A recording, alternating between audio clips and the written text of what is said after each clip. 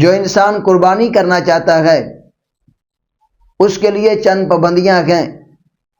سیدہ ام سلمہ رضی اللہ تعالیٰ عنہ فرماتی ہیں کہ نبی مکرم صلی اللہ علیہ وسلم نے فرمایا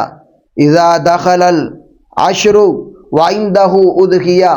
جب ذو الحجہ کا پہلا عشرہ شروع ہو جائے اور جو بھی کوئی انسان یرید ان یضحیہ، وہ قربانی کرنے کا ارادہ رکھتا ہو، فلا یأخذن شعرہ، وہ انسان اپنے بال نہ کٹوائے، ولا یکلمن ظفرا،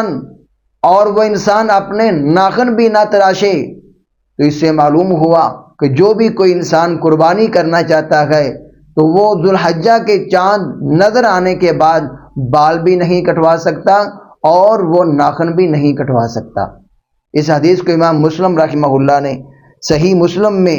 نقل کیا گیا 1977 کے تحت۔ تو ہمیں چاہیے کہ ہم ذو الحجہ کا چاند نظر آنے سے پہلے اپنی حجامت کروائیں، اپنے بال کٹوائیں، اپنے ناخن کٹوائیں، اور اگر ہو سکے تو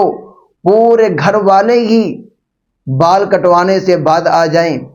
ناخن بھی نہ کٹوائیں، بال بھی نہ کٹوائیں۔ جب عید سے ہم فارغ ہو جائیں گے تو اس وقت ہم بال جب کٹوائیں گے، ان بالوں کے بدلے میں بھی ہمیں ثواب ملے گا۔